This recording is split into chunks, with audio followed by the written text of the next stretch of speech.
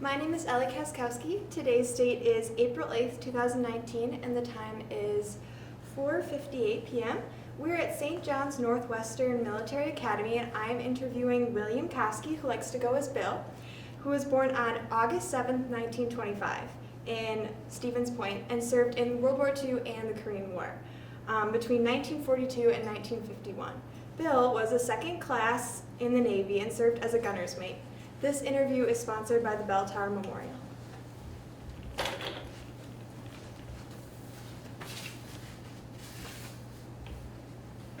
Now, Bill, what were you doing before you entered the service? I was in school, All right, and how old were you? 17. 17. What made you want to enlist? I lived on a river, not on a river, but a block away from the Wisconsin River in Stevens Point there, right here. All right, and did you hear a lot about the war when you were living there? Well, the thing that really, my dad died 10 days after Pearl Harbor. Okay. So that's what made an impression on me. Mm-hmm. Yeah, right, yeah. And since you were underage, how did you get your mom to sign? Well, my brother was working he was, 2.5 years older than I. He was working at the Great Baking Company. And what kind of money he was making or not, but it was depression, and well, it was 5 kids, and no, we couldn't get no Social Security because he didn't have enough quarters. Mm-hmm. So I told her, I said, well, if you sign for me and go, they'll probably let Johnny sit there and help with the other 3 girls. So I went in August and he got drafted in February. All right. Yeah. And how did your family feel about you enlisting? It was good to get rid of me, I think. Yeah. Not really. No, they didn't. Well, they didn't. Well, Mom was the one. The other ones didn't care too much. Yeah, right. Yeah, but that's about all I can say about that. Yeah, right. Yeah. And can you tell me about your early weeks in the military? Well, I had 3 weeks of boots, 1 week of KP duty, and I got my dress blues at 10 o'clock at night when we were shipping out there, right there. And what was boot camp like? Wasn't good because I had to wait about 3 weeks because the barracks wasn't ready. Sat there, and when we got into the barracks, we had done only cold water, no hot water. And what we liked about it was no drilling because drill fields weren't made yet. So, Mm-hmm. so we lucked out there. And how did you decide you wanted to go to the Navy? I liked on the water, yeah, right. Yeah. We skated on the Wisconsin River all summer, all winter, yeah, right. Yeah. So I figured I'd go to. 2 of us was going to go in, both 17. Only he had a fake, birth certificate, Mm-hmm. and they caught him, yeah, right. Yeah. Wow. But he got in as soon as he got 17, he got in too, yeah, right. Yeah. But we were never together again, yeah, right. Yeah. Okay. And was everyone else older than 17? Were you the only 2 that were under? Yeah, most of them were, yeah. A lot of them look at me and say, what are you, crazy? You don't have to go, you go. Tell me, what was your first battle like? Well, I can't tell you how it was because I worked on guns and maintained the guns. And I had 6 gun mounts, which I had to sit there and walk over. So I wasn't looking out at something shooting, Mm-hmm. I was back and forth. And I couldn't wear earplugs because if somebody yelled out, I wanted something, I couldn't hear them. Mm-hmm. So this is why I'm hard of hearing now, probably. Yeah. How did you get used to not being able to really know what was going on, just kind of being under the decks and waiting?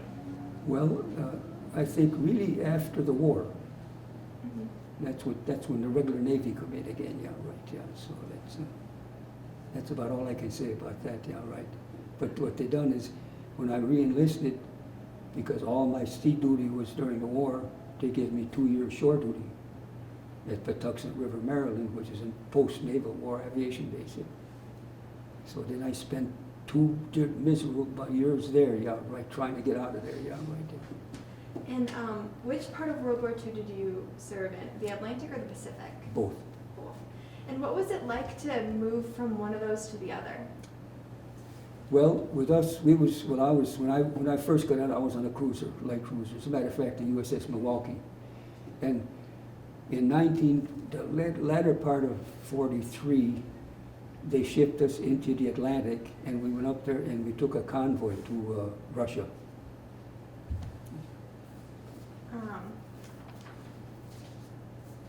Living in the barracks of an aircraft carrier, how did you pass time when you weren't fighting? Spit shining and playing solitaire. Did you have anything that you liked more than the other? Did you?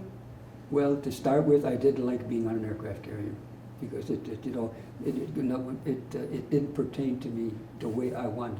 And during the war, we had the guns and that was it. Here, if we fired the guns and they was flying, we couldn't work on the guns until they stopped flying. So we're burning the midnight oil all the time. Yeah, right. So, did you get used to kind of changing your schedule like that and having to work on their time? no, well, regular Navy is like a 4-hour, like an 8-hour day. Mm-hmm. On 8 to the rest off. The only there you're shifting watches all the time. Can you elaborate on your experience during the Battle of Casablanca? No, we took a beating. That's all I can say about that, yeah, right, yeah.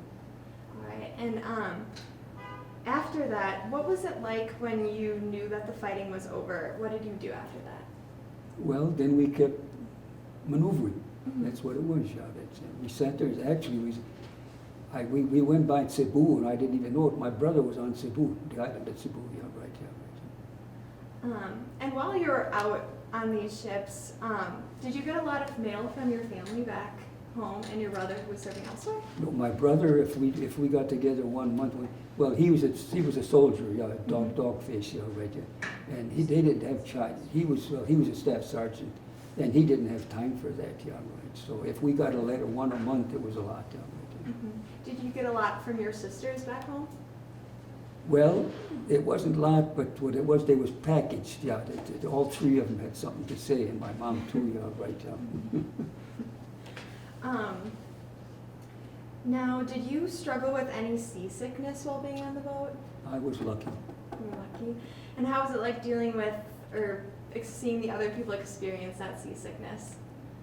Well, I was on this PC, and there was only 2 of us that wasn't seasick. Mm-hmm. All the rest were. So that it was rough water, yeah. It was hatteras, yeah, right. Yeah. How much time did you spend on the water not at a port? Well, it's hard to say, yeah, right. We didn't get too much shore duty, you know. Like I just said, we had get repaired once or twice, and whichever you want. But we didn't get. The only time if it was repaired, like our hit PC was hit, and they put us in a dry dock overseas, Mm-hmm. and we was there, and then we had nothing to do, you know, while they worked on the ship. Yeah, right. Did you get to ever get off the boat and kind of explore in a place that was not what you're not used to? Lots of places. No, that, like I said, I don't care what anybody says, you know, but in the Navy, when you hit the beach, the first thing you want is beer. And then after that, women, yeah, right. So that's... Now, I know a story that they said on your way to Newfoundland in the Atlantic, your ship had a crack in the hull. What was it like to be on the ship during that? Well, the thing is, and you could watch it, and it kept getting bigger and bigger. Every time we hit the water, it would get a little bit bigger. Mm-hmm. And when we got it, the whole hangar deck, but below the hangar deck was all open. It kept working back and forth. And every time my gun mounts was 55 feet off the water, and they was taking water. So you can imagine how we was. Mm-hmm. What did you guys do to kind of try and stop the spread as you got to your destination? Come again, please. How did you stop this lengthening of the crack as you tried to get your destination? You couldn't. The water was too rough. Mm-hmm. We sat there, and like I said, we was up there for I think 35 days. We was up there. It was at the North Pole, and we sat there, and we come back to Norfolk, Virginia. Then they sit there and they put us in the yard and they repaired it. Yeah, right. But it was right through the metals. It wasn't through the wells or anything. It was right through the metals. Wow, and That's scary. Oh, I'm sure that's so scary. Yeah.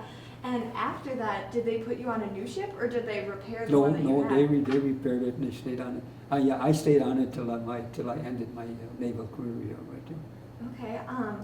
What were some of the other ships that you stayed on? I was on a light cruiser, USS Milwaukee, and then I was on a PT boat, not a PT, a PC. It's what they call a patrol craft, what it does convoy duty. What were your experiences with the two different kind of boats? Did your job change at all? No, the guns are guns. Mm-hmm. The thing is, we used to sit and we used to, when we had a gun watch, I had half a dozen guys just to get. So but we used to go around and relieve all these guys on the wheel and to go around so they could go down and get coffee and stuff like that. And did you like one job better than the other? One boat better than the other? Well, yeah, I liked the PC better. There was only, 55 members on there. Okay. And on the cruiser, we had, 400 some, yeah. So actually, on ships like that, you only know your immediate compartment, or what you know, so Can you talk a little bit about your time when your ship was harbored on Navy Day in Washington, D.C.? Well, we was there for, I think, about 2 or 3 weeks. But we was there it was October 27, it was Navy Day of 45. And we sat there, and when they opened the gates for the people to come in, lo and behold, nothing but women. There were 7 women to every man. And they'd sit there, and we would go out, and we'd maybe stop in a movie. They used to fight over who was going to take us out. They was going to fight. They used to call the ship and take us to picnics and stuff like that. So when they said, "You got to go," I says, "No." But I had to go, yeah, right. And how far was that into your time serving? But you mean the time that we was there? The time that you started, the time when you enlisted, how soon was that? Was that like right in the first couple weeks of your enlisting, or was it in a couple years later? No, a couple of years, yeah, right. Mm-hmm. And how long did you spend off in Washington, D.C.? We was there, 3 weeks, I believe, yeah, right. Then when I re-enlisted, like I said, I told you I got to Tucson River, Maryland. That was only 60 miles away, so I used to go there every weekend, yeah, right there. How did it feel to re-enlist for another tour? Well, when I re-enlisted, I says I only got 16 to go for retirement. And why did you decide to enlist?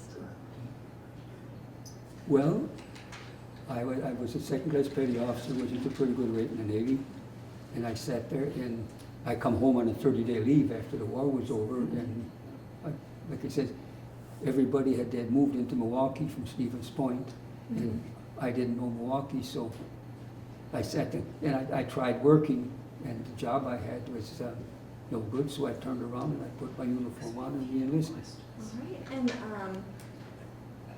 right, and when you were then in the Korean War, did your job still stay the same? Still guns, yeah, right, yeah. Well, we never got on the beach. All we did was we flew sorties in the planes, yeah, right. Did you get pretty used to hearing certain cues since you were supposed to listen to other things while there was probably a lot of noise going on outside? Well, a lot of noise, but you can see, well, like me, when they were firing guns or flying or whichever you wanted, we was there, I couldn't keep plugs in my ear because if they had needed me on, I wouldn't know it. So it compounded, yeah, right. And did you get used to kind of understanding what was going on outside just based on what you were hearing because you couldn't see anything? Well, no, I don't think so. But like I said, the 6 guns were aircraft guns, anti-aircraft guns, yeah, right. And they're pop, pop, pop, pop, pop, and over large ammunition or whichever you want. And it's got to be done, it's got to be quick.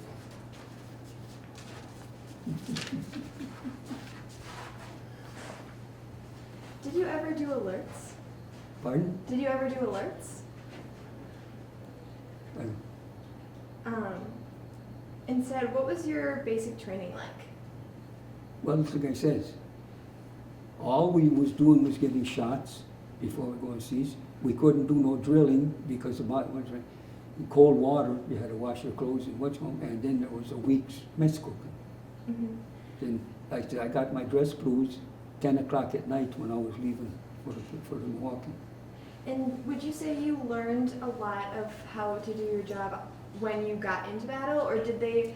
No, before. When I got aboard the ship, that's the first thing I do. There was another Polak, gunner's mate, so he asked me if I wanted to strike for gunner's mate, so I did, yeah. Right. So I went right in with them, yeah. Mm-hmm. Why did you choose that exact field instead of another field that was in the Navy? Well, I liked guns. Mm-hmm. And it's like I says, and that satisfied me, yeah, right, yeah. And, well, the guy with me, like I said, Romanowski was his name, so we were, and he was a second classman, and he'd taken a liking to me. He says, come on over. And give me your friendship, yeah, right. Very interesting. What did you do after your Navy service? I got out of service, and now let me think, what did I do? I took a carpenter's apprenticeship, right, yeah. And was it difficult to transition from spending a large amount of military to going back to just civilian life? No.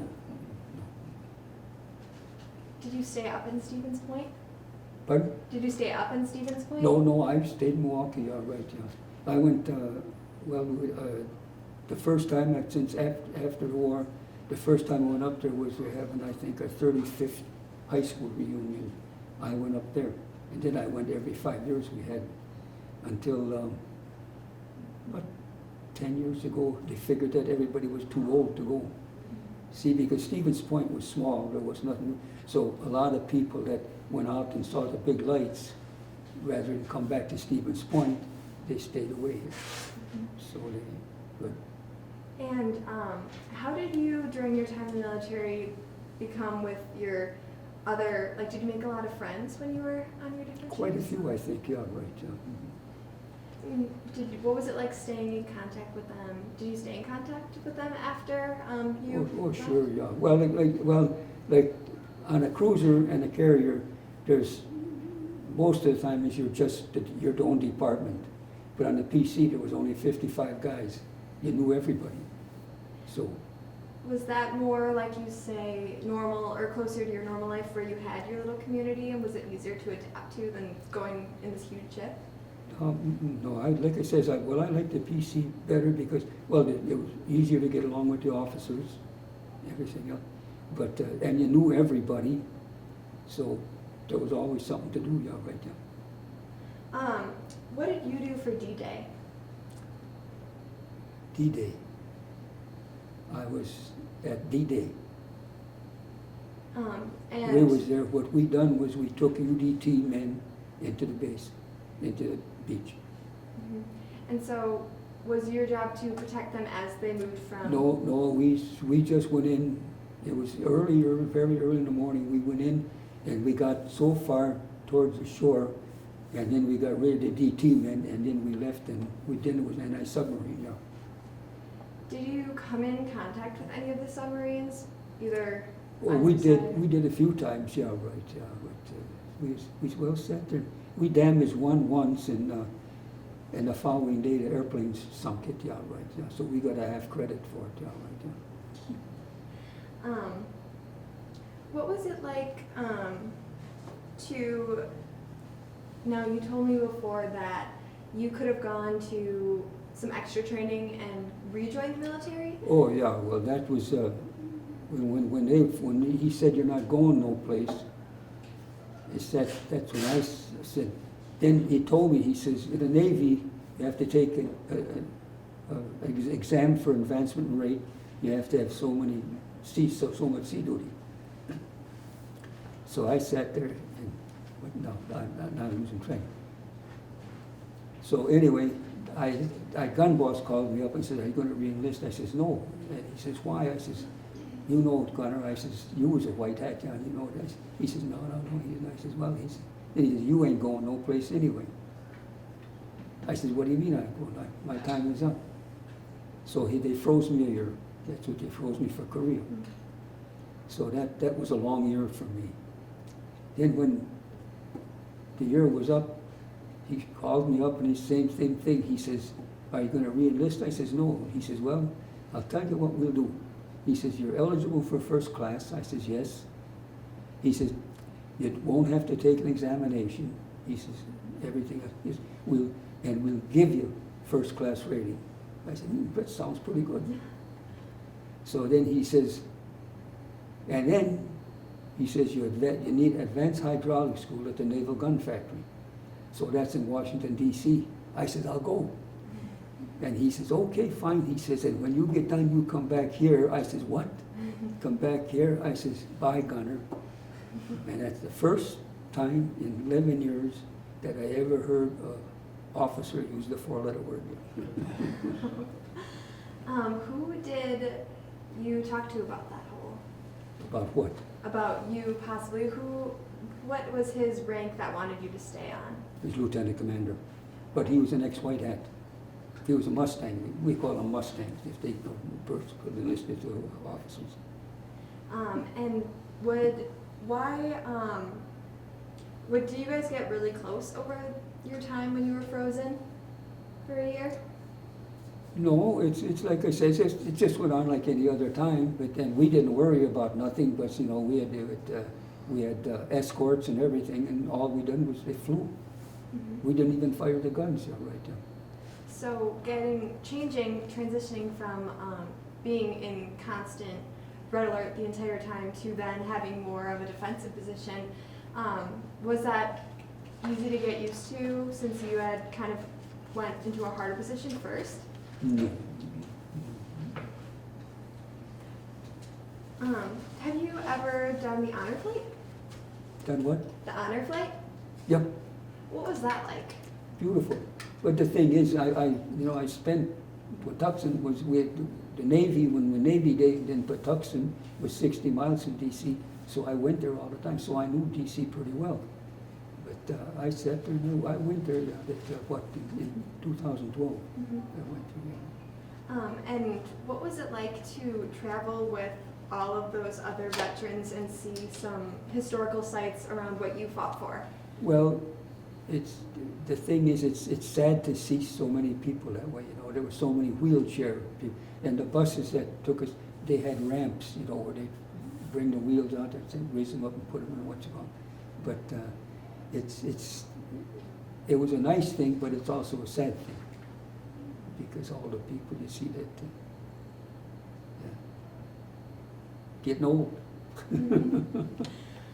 Did you, when you came back after your time, did you see anybody that had also joined the military from Wisconsin, and did you get a chance to meet up and talk? No. Did you get a chance to ever see any of your friends that you made in the military again? Yeah, there's a buddy of mine, he was a signalman, he's from Chicago, and we got to be real good friends, and every time one of us got to leave, both of us would get to leave. Mm-hmm. So that's it. But now I haven't seen him now in 20, 25 years. I don't even know if he's alive or not. Yeah. Mm-hmm. And did you guys ever relive what you guys got to do? Oh yeah, we shoot the bull every so often. Yeah, right. Yeah. Mm-hmm. What are some life lessons you think you learned from your military service? How to obey, keep clean. I think that leads it pretty good, yeah. Mm-hmm. And was it difficult to have to know that you're going to have to obey even if you might think differently for your survival? No. Mm-hmm. No, it's like I said, when you get the order, you obey, yeah, right. Yeah. Mm-hmm. What do you consider to be the most important contribution of your service? I helped win the war. And looking back and seeing people now learn it, do you have anything that you'd want to be able to tell the kids like my age now about what it was like? No, no, it's like I said, it's, I don't know, I sit there and I go to a tavern a couple of times a week. I'm a limited drinker, and everybody knows me. So that's, I walk in and everybody in the bar says, "Hi, Bill," yeah, right, yeah. So like I said, I got no problems, yeah, right there. While you were in the Pacific, did you see any destroyers that sunk in a typhoon or weather? Two. Two.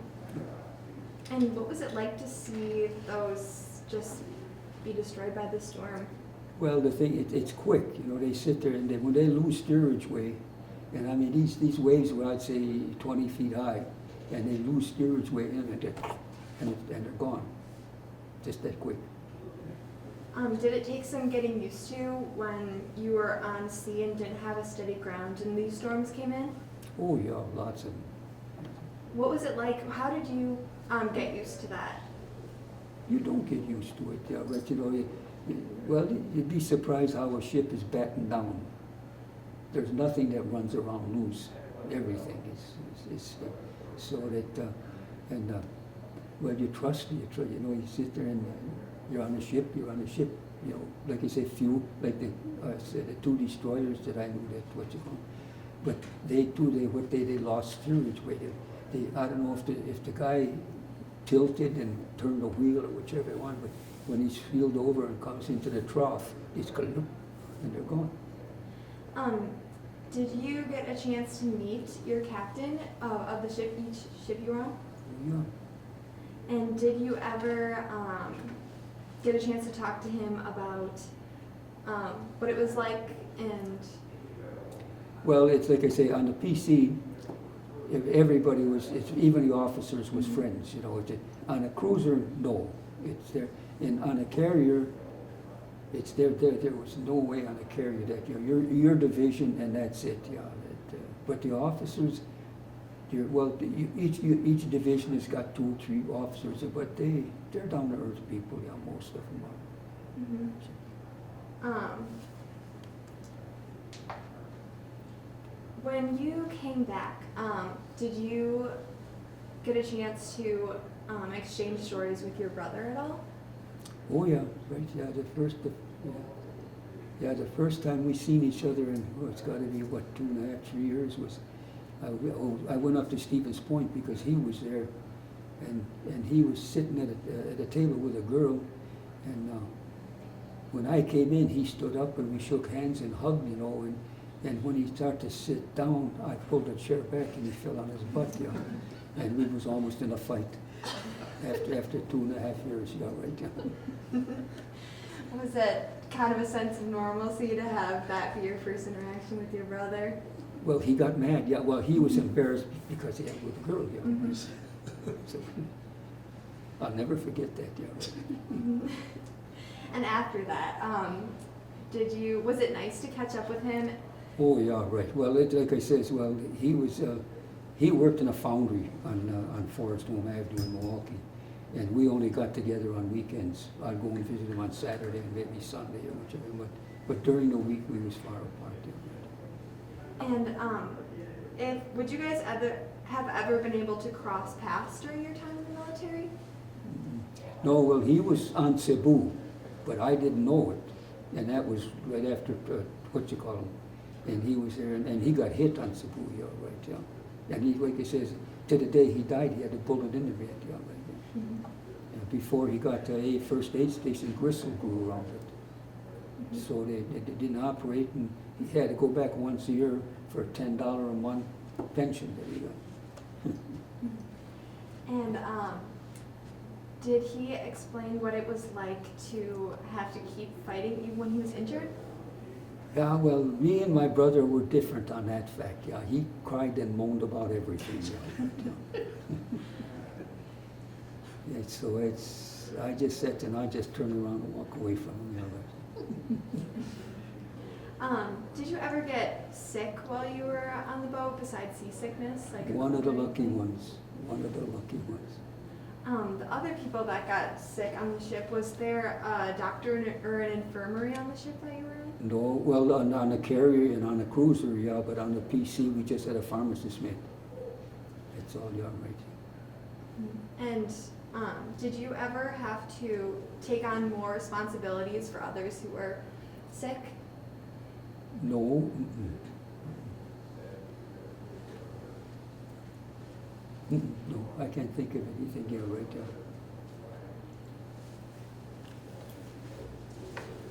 All right.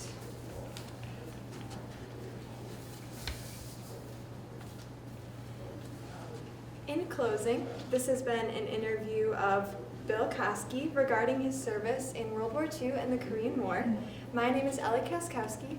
The time is 5:27.